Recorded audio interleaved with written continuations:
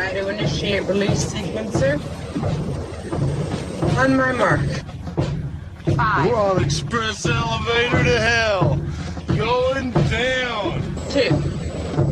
1. Mark.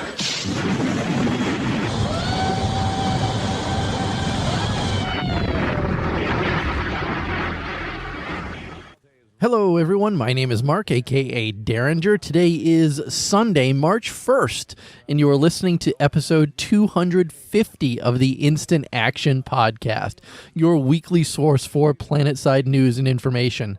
As always, I'm brought to you by great listeners like you via the Support the Show tab on instantactionpodcast.com. So what's been going on with me? Well, as you just heard, this is episode 250 of the Instant Action Podcast, 250 episodes. So just putting into perspective, I mean, actually, if I'm looking back, I've done 249 podcasts before this. If the podcast usually averages about a half hour, it's usually what I strive to do. But some definitely go longer. Occasionally, some are a little bit shorter. But 30 minutes is usually the time frame. So if you take 249 episodes, not counting this one, then I've podcasted for about 7,470 minutes, or 124 and a half hours, or 5 days. So if you wanted to waste 5 days of your life and go back and listen to every episode of the Instant Action Podcast, you could. I'm getting close to an entire week, but still, 124 and a half hours is, in my mind, a little bit of dedication to this craft. So celebrate with me as I record episode 250. And to kind of commemorate episode 250, I did get a donation from a listener who insisted that not only is this a big thing for me, but that also this means that Grenade Shark truly is the MVP. But enough about me and enough about Grenade Shark being the MVP. What's in store for this week's show? Well, first I have the current escalation timelines to talk about. Basically, unless you aren't playing PlanetSide 2 right now, you should know that Escalation is currently delayed, and there's no hard ETA on when we're going to see it, but other than soon. After that, I want to cover the pair of PTS updates related to Escalation that were published on the 26th and 28th, respectively. And then I'm going to finish this week by talking about leaderless outfits, an issue that I don't think Rogue Planet Games has fully thought out with Escalation coming closer on the horizon. So strap in as we hot drop into another episode of the Instant Action Podcast.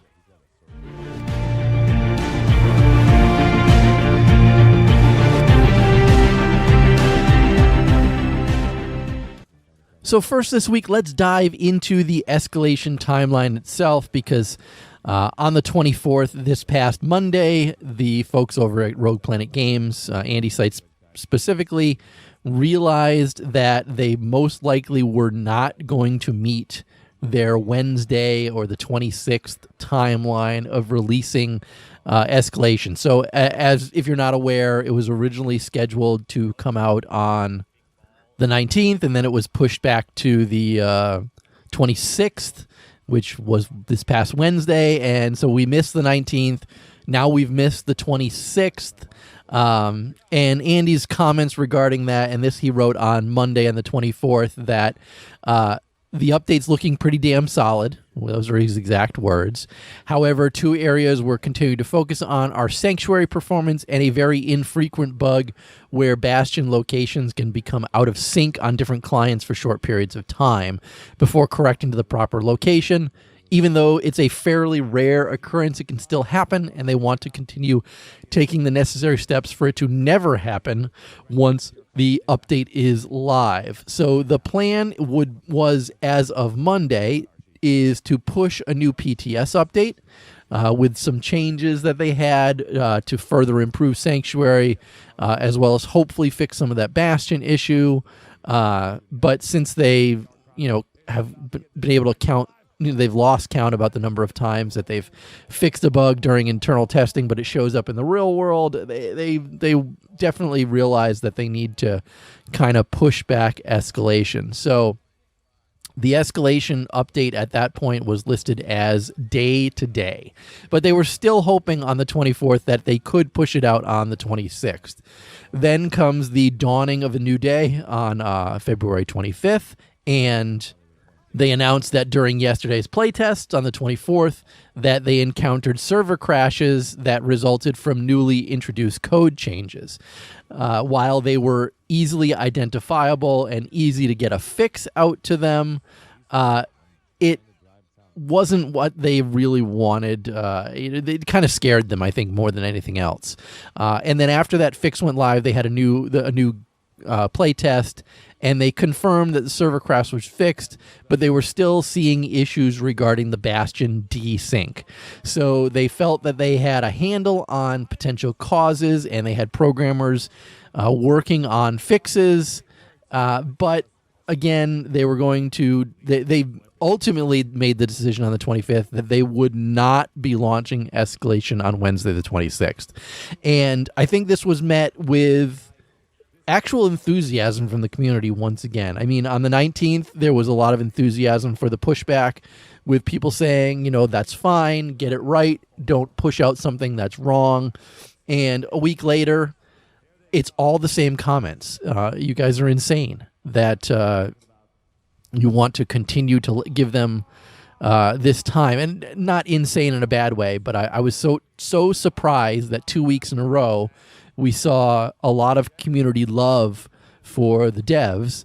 Again, everyone saying, delay it as long as you want. We want a good game update, not a rushed game update with broken things.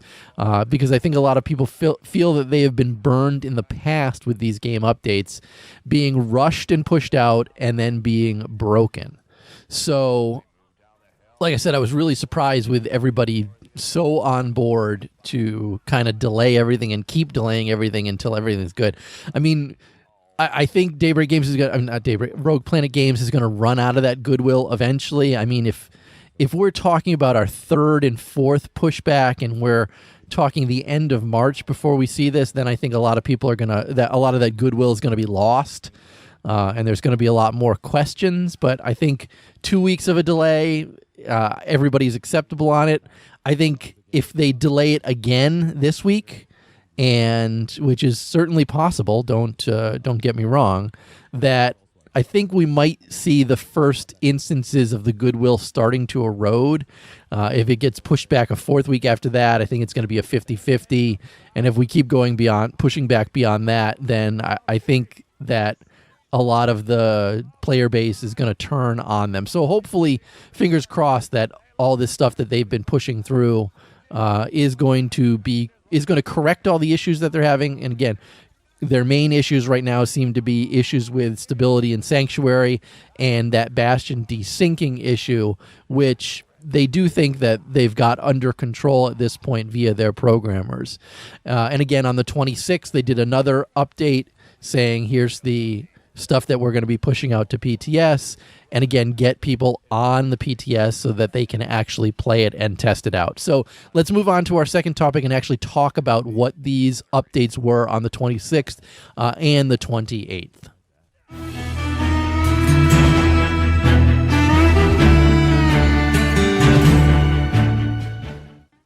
So the first PTS update dropped on February 26th, and the changes that were pushed out on this was, first off, that warping out to a different zone while in a Bastion and then warping back and redeploying to the Bastion should no longer cause it to stutter on its next movement for the player. They also fixed an issue that would cause the Bastion to disappear for remote players when trying to deploy to it from extreme distances. The minimap placement of the Bastion movement waypoints should be more accurate now. They also did a pass on Bastion batteries. These are the guns to adjust camera limits and allowing more freedom of movement when pointing towards the Bastion. They also added some cone of fire bloom per shot, but they removed the projectile gravity and made them fire more rapidly. They also fixed some inconsistent Bastion engine audio when changing view in the captain seat. They also fixed icons and descriptions for manned Bastion weapons clients, and they fixed a client crash that could occur when deploying certain war assets. They did also have some known issues that they were dealing with, and these were not fixed in the February 26th build. These included the Sanctuary map disappearing on certain zoom levels, the Bastion collision that can get shifted or offset when the Bastion gets moved, the fact that flak cannon rounds detonate on the Bastion but don't do any damage. Also, deployables, turrets, etc. can be placed on Bastion weak points and will stay there floating in midair if the Bastion moves. Obviously, that's kind of a big one. And the last orbital strike in your armory occasionally will be a dud, which is kind of a big problem. And then very, very low frequency client crashes. And again, these all got put in place on the 26th, and then there were a bunch of big playtest sessions being done on the 26th and 27th before we move on to the next update, which dropped on the 28th.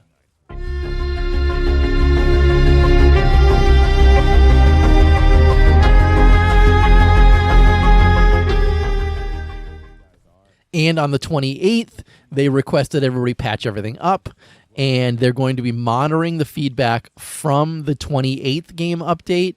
Or PTS update.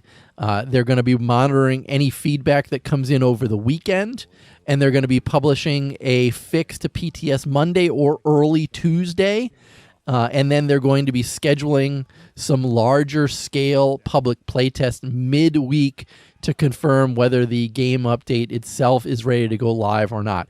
Now, if they're conducting playtests midweek, that makes me think that we're talking about either a Tuesday-Wednesday schedule or a Wednesday-Thursday schedule, which makes me think that the earliest that we could see Escalation live, if everything is good to go, would be Thursday, or most likely on Friday if they push stuff out to Tuesday. So just keep that in mind, everybody. I think releasing a game update on a Friday is a bad decision, so hopefully they can get any changes from the weekend out first thing on Monday, and then do some large-scale public playtest Tuesday, Wednesday, and look for a game update to come out on Thursday itself. I think that's best-case scenario at this point regarding Escalation. Otherwise, I think we're going to be talking about another week delay on Escalation. And then, like I said earlier, then we start looking at some of the goodwill eroding. But enough about that. What actual updates happened on the PTS on the 28th? Well, first, the deployables such as turrets can no longer be placed on Bastion weak points. I think this was the main reason why we were getting those ones that would kind of be dropped and then float and then stay there, even though they shouldn't stay there. They also fixed the fact that flak cannons couldn't do damage to Bastions. That has been fixed. They also increased the amount of damage orbital strikes due to Bastions, and they fixed the rare client crash that could occur when a Bastion that a player is controlling is turning. They also made some changes in Sanctuary. First, they optimized spotlights in Sanctuary for performance. They adjusted how sections of Sanctuary were built for performance. And the Sanctuary resource vendors no longer incorrectly preview a gun model if the user has nothing to trade. There were also a bunch of miscellaneous fixes. First, that orbital strike, the issue that I just mentioned before. If it's the third one could be a dud, or the last one could be a dud, they fixed that. They increased the maximum flight height on Indar by 10%, assumably to compensate for Bastions. They fixed the Desolation world map using the wrong icon and description. Tiny. They fixed the outfit war time and date so that is now displayed correctly. They added feedback to black market vendor purchases, which should prevent accidental repeat purchases. The Empire strength scoring is no longer shown when a meltdown alert is active because really it's not needed. They also fixed some numerous minor UI issues and also fixed a physics crash that was occurring for some players. So again, this is everything that got dropped on us on the 28th, 28th being this past Friday. Again, everything that's on there now is stuff people should have been playtesting over the weekend. Obviously, if you're listening to this on Monday, hopefully we're going to see another game update dropping onto us. so that, because I think some of those known issues, I don't think all of them have been fixed. So, because again, the big one, the Sanctuary map disappearing and the Bastion collision that was mentioned on the 26th were not mentioned on the 28th. So I really think that those two things are kind of big issues that are still going on with the game update itself. So hopefully those have been fixed for most, or those will be fixed when we get our next update on Monday after the weekend play tests and play testing and feedback and everything like that is concluded. So there you go. There's your escalation status and your 2 game updates over the past week as they relate to escalation.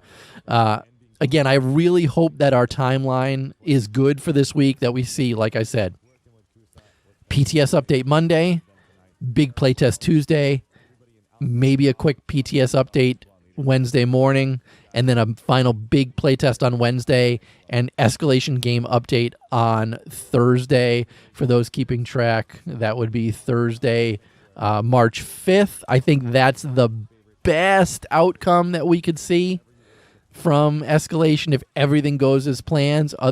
Otherwise, I do think that a better timeline for an escalation update is probably March 11th. I think anything later than March 11th is would probably start making the community question exactly what's going on over there. So hopefully we don't get to that. But let's move on to our 4th and final topic about leaderless outfits.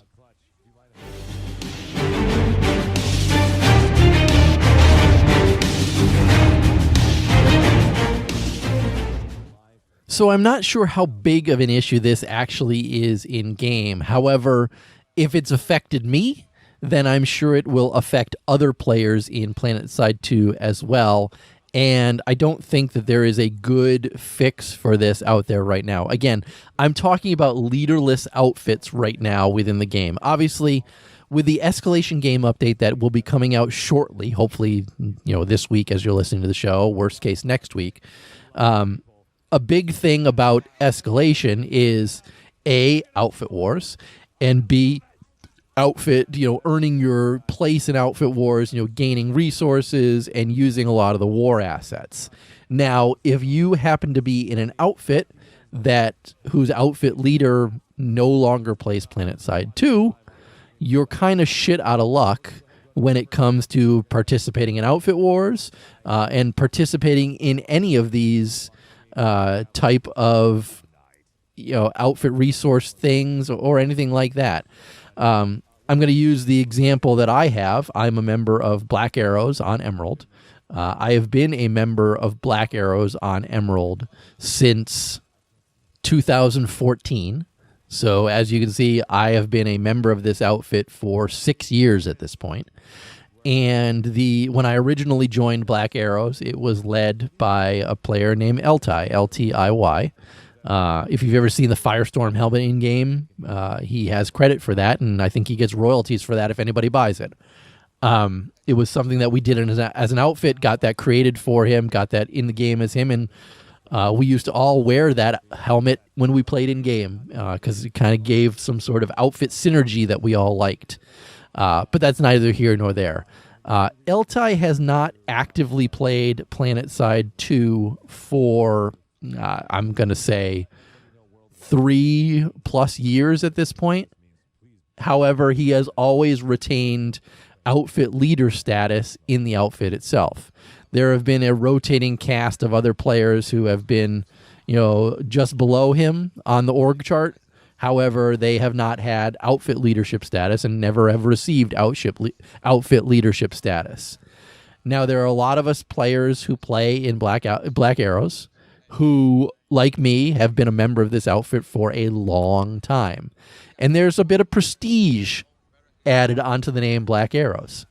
And if we are without a leader, then we're not going to be able to participate in outfit wars under the name Black Arrows. We're not going to be able to use any of the war assets as Black Arrows or do anything like that, which I think is disappointing for me personally and for the other members of that outfit. And again, I can't imagine that this is the only outfit that is affected by something like this. Now, I'm sure you're saying to yourself, well, just find Eltai. Well, that's easier said than done because he seems to have pretty much dropped off the face of the earth. I have tried every possible thing that I can think of to get in touch with this guy. I've gone on Twitter and messaged all the old members of Black Arrows that I know of. I've tried to join the Steam group that Eltai is a part of for Black Arrows. He's never online. I don't know if he even plays games anymore. And it's very disheartening that we've turned over pretty much every stone we possibly can.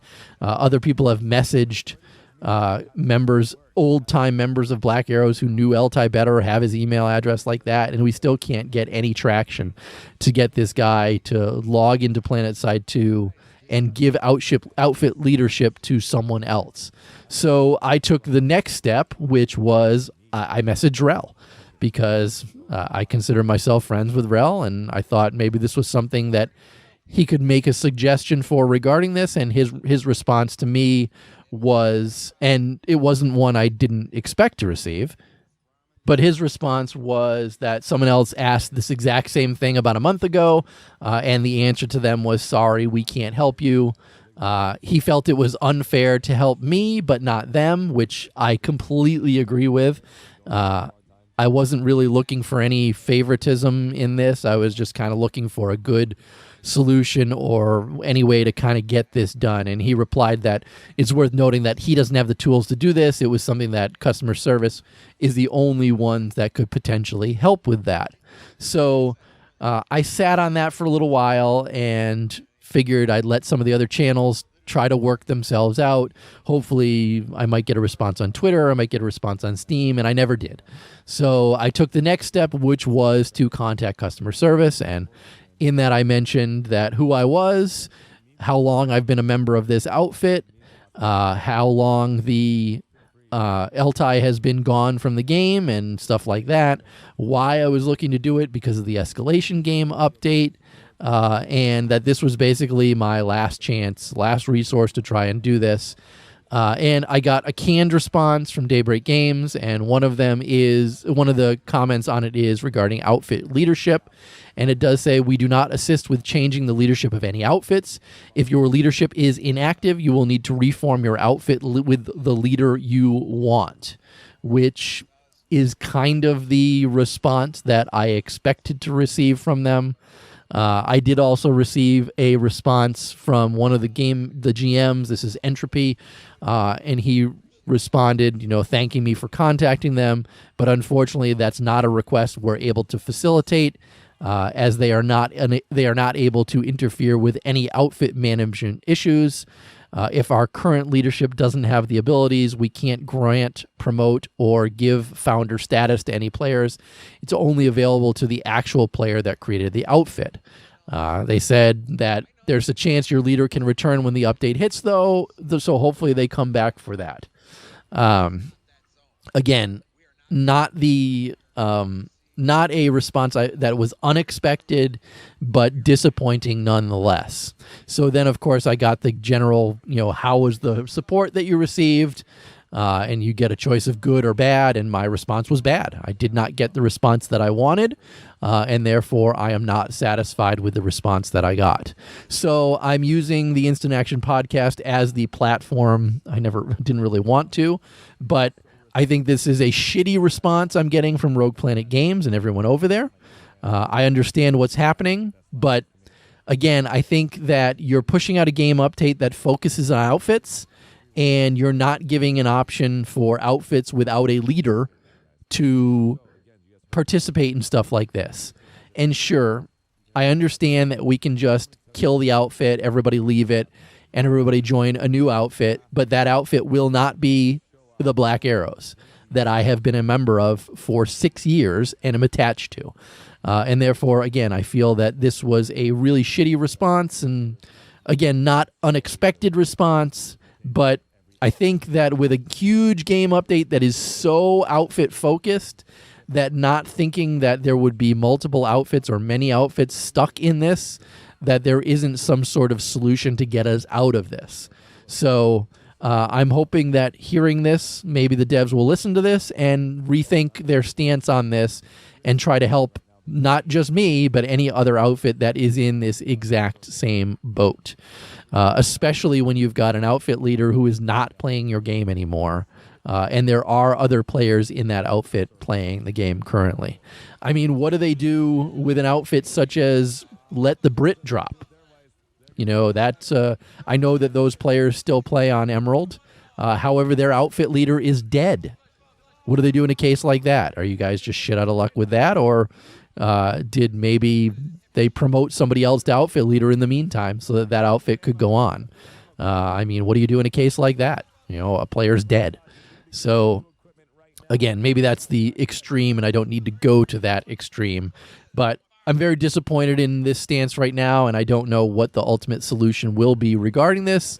It would really suck to have to leave an outfit and reform it as a different outfit just to get around a what I see in my mind as a short-sighted response to an issue that multiple people, multiple outfits will have in game and could definitely make some people, turn some people off and not want to come back. But again, that's my opinion on this. Hopefully we'll see some changes regarding it because I think leaderless outfits are at a disadvantage when it comes to the escalation update, outfit wars, and the outfit resources in the game itself. All right, stepping down off my soapbox, and let's move on to housekeeping. Housekeeping. Housekeeping. Come back later, please. Housekeeping. Not now. Housekeeping. Go away. I coming anyway? So no emails this week. I know everybody's getting excited for Escalation and stuff like that. I'm sure we'll have more after Escalation is done. However, this week's episode is dedicated to the fact that Grenade Shark is the MVP, so don't forget that. All right, that's going to be it for this week's show. So how can you get in touch with me or the show itself? Well, your first stop should always be my website, which is www.instantactionpodcast.com. You can also email me at instantactionshow@gmail.com and follow the show on Twitter at instactpodcast. But in closing, if you've enjoyed the show, please leave me a review on your podcast listening avenue of choice, whether it's iTunes, Stitcher, Google Play, or anywhere else. Also, feel free to tell your friends and outfit mates about the show. And finally, thanks for listening, and keep spamming that join combat, formerly known as Instant Action button. Derringer out.